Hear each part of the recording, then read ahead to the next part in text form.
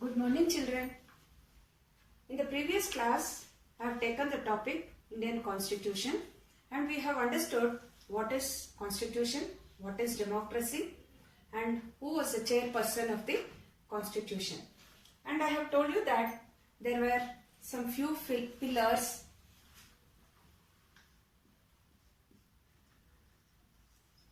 federalism,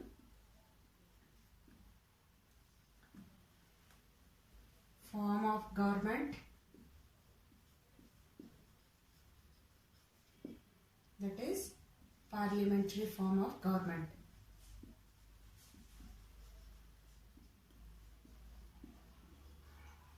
The third one is separation of power.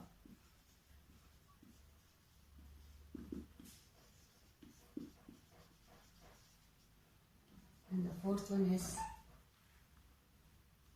fundamental rights.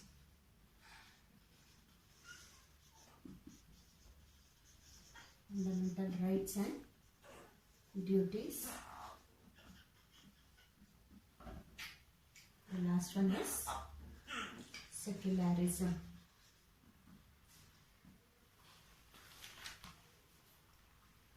So today I'll be explaining to you all one by one.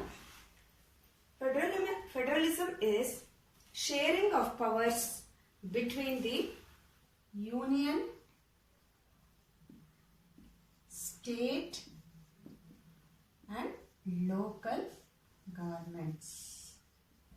So children, in federalism there will be three types of government, that is union government, state government and local government.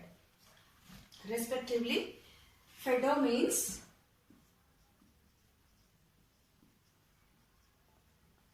agreement. It is nothing but agreement. It is very simple to understand. India is a very large country.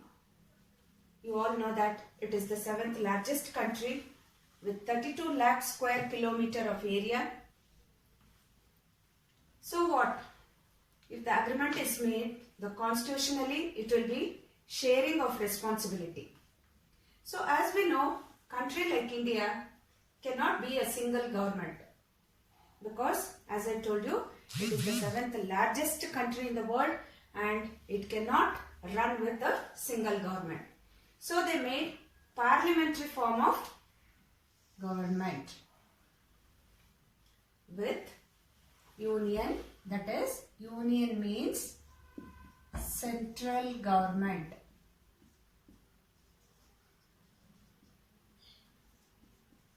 State government and then comes the local government. In India, we have 28 states and 9 union territories we have got. Together, we form Indian Union. The Indian Union is headed by the union government, which frames the law on the whole interest of the country. See children, the union government, that is the central government, will make the laws which will be applicable to all the people of the country, who are living in India.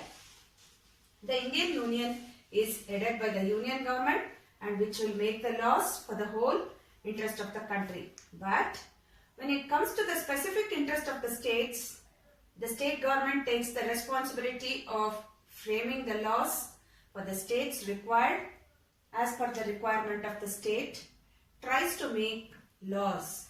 See, now the central government will be giving it will make the laws and it will give to all the people of the country, to all the states. But in the states, if it is not possible, by chance if it is not possible for them to take those steps which has been given by the central government, they will make some changes and they will make their own laws which will be required for their states as per the requirement of the state. Tries to make laws here. So the responsibility is being shared between the union and the state government. And one more level of government, that is, which came into existence in the year 1993 and 1994, is local self-government. This is local self-government. In the similar reason, a person in Delhi, this is an example I am telling you all children, a person in Delhi cannot frame laws for the other states.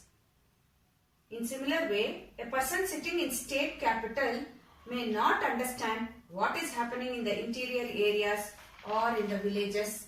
So, it would be better if the authorities distributes between the villages, between the mandals and the districts, and then bring it into the notice of the states through a systematic way.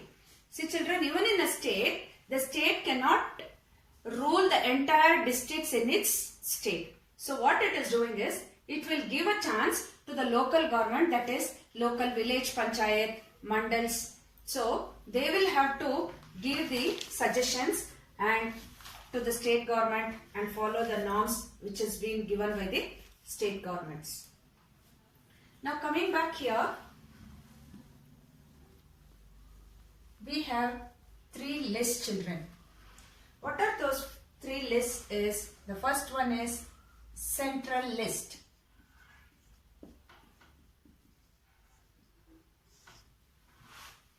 It is nothing but prudential list.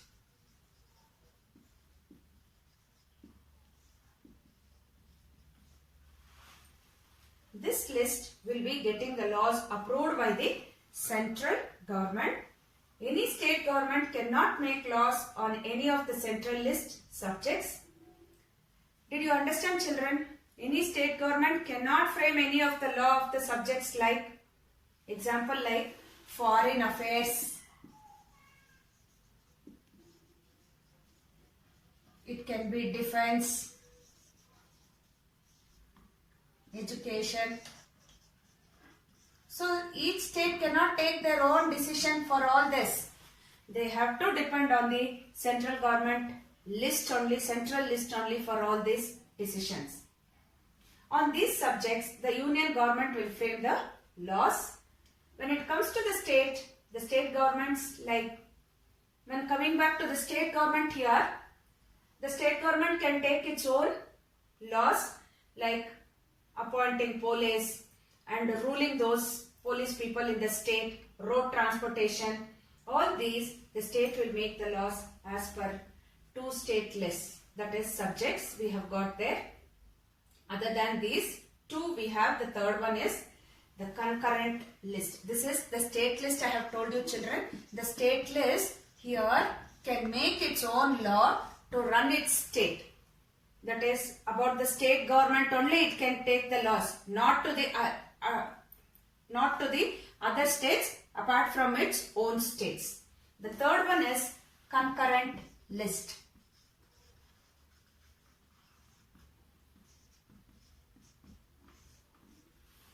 Concurrent list. State or central government can make law, but when the state or central government is making law, and if the state government law is in effect a year after, if the central government will make any law on the same subject which is falling in the concurrent list. See, already the state would have taken one law and it will be in process. And after a year, if the central government takes the same law and distributes to the states, the state need not say that we have already followed. It has to follow the law given by the central list. So that is concurrent list children. Then the law which the state government has passed will become void, and the law which the central government has passed will become into existence. Now already the state will be running with those laws. It will become void, and when the central government is giving the laws to the states, it will come into existence. The logic is very simple here children. The state has thought as per its view. So here we cannot say that, the state cannot say that we have already taken that law, we will not follow. It cannot say. It will become void.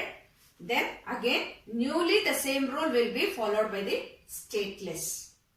the state's important state requirements and formulated law which is coming under the concurrent list. Till the union government does not make any law on this, it will be invalid. But once the central government steps in and makes some terms and conditions or some laws on this, then the law which has earlier passed by the state government will become invalid, and the law which has brought into newly will become union government, will get its place over the existing state government law. So in India, we have a strong union government. Very strong it will be, central government means. Then the state will have little bit less powerful it will be. This feature we have adopted from the Australian Constitution, children. From Australia, we have adopted this. That is central list, state list, concurrent list. We have adopted it from the Australian Constitution. That is the reason why many of the political statesmen conclude that India has a quasi-federal structure of federalism. It is not truly a federal structure where it is not divided equally into two parties. It is divided by the parties basing on the requirement. The central can become strong over the states.